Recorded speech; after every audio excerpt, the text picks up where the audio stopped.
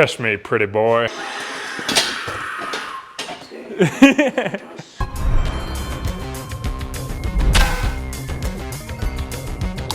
Upside haunts.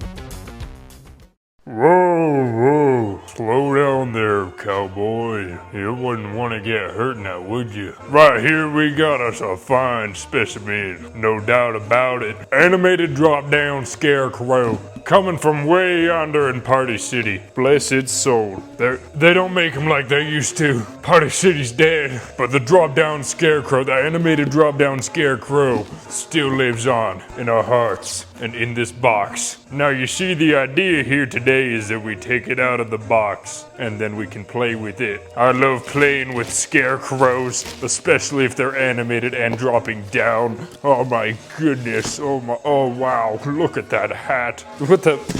I thought this would be a smaller box. All right, here, oh my word, it looks like we've got the whole mechanism in here. What the heck? Wait, let me turn this around the other way. Okay, drop down scarecrow. Okay, this one is not a fan of coming out of the box. Oh my goodness, haven't done one like this in a while. Just set this aside. Here he is in all his glory. Honestly, I don't even need to like take this out. That would have been loud.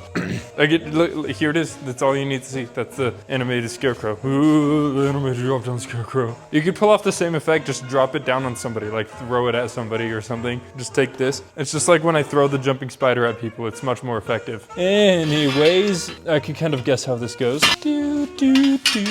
Okay. This is a very oddly built prop because he's supposed to be suspended in the air and then drops down. Oh my gosh. This is such a cool mechanism. Wow. This might be one of my favorite jump scares. I think that it's like super effective because I've seen this thing go off in person before. It was in Halloween Haunters Haunt and it was like crazy. Okay. Just kind of figuring this out as we go. These appear to be his arms. I really like that the scarecrow's arms, like hands, are just kind of like sticks coming out the sides. It's something that we haven't really seen before. We usually just see hay. Let me move him out of here. Strange. Figuring out how he works in real time. I think I understand it now.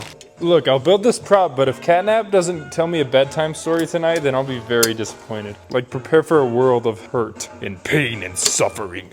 If you feel like you're cool, then let me tell you you're not. Look, this is how it's gonna go down. Put the donuts in the bag. I've got an appetite only donuts can quench, and I need donuts now. This one's actually way easier to put together than I thought it would be. I thought it'd be like really convoluted and complicated, like the way the Emmeline was. But this one's actually like smooth sailing. It's crazy. And it's built a lot more stable than I thought it was. I thought like, oh, this is gonna break after a couple activations, you know, seeing how violent its movement is. But oh my goodness, is this simple? What? Let me just show you. From the back, it's got its whole like structure here, keeping it up like high up. I love how tall it is, by the way. This is crazy. I'm gonna have to like turn the camera up. But yeah, this is gonna be an animated drop-down scarecrow like glazing session soon. I like that there's only 3 cords to connect. Its cape just kind of easily goes over this, hiding the whole mechanism here. And it velcros to itself to just like completely conceal it. Oh my gosh, that's intimidating. Wait, where'd I put his hands? Also,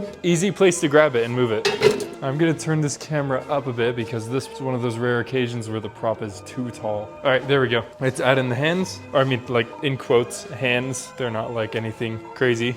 All right, and there we go. And its arms, which you don't see this often, but its arms are on springs. This is something that like props don't really do anymore, but it services this one greatly. I think that its shirt and jacket could definitely look better. I don't like how it flares out like this. Like if I owned this guy, I would customize him a lot to look like a much more creepy scarecrow, because scarecrows as a character, as like a genre of creepy creatures, have so much potential to look like terrifying. This one doesn't really look that scary. The only scary part about it is that it's high up and the movement of it. Speaking of which, let's just get to that. Let's do that right now. Bobby Strings wishes that he had a structure this stable. Okay, once I plug it in, it'll be on motion sensor mode. I'm hoping that I won't really need a weight on this. It probably will fall on me, but we shall see. This is kind of scary. Hello?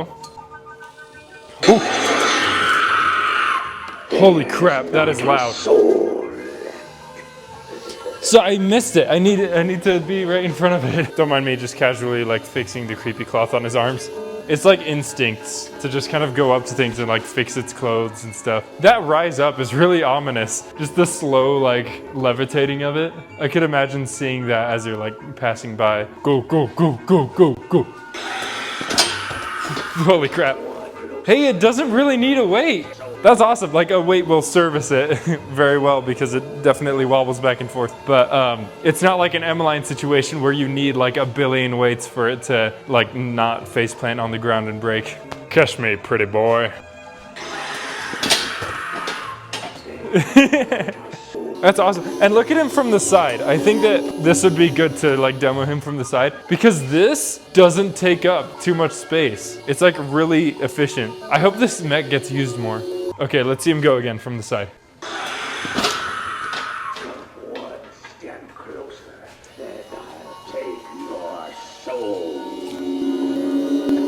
Check out this. This is his mechanism. Its reset isn't like insanely long. Like it is long, but not like Emmeline long reset.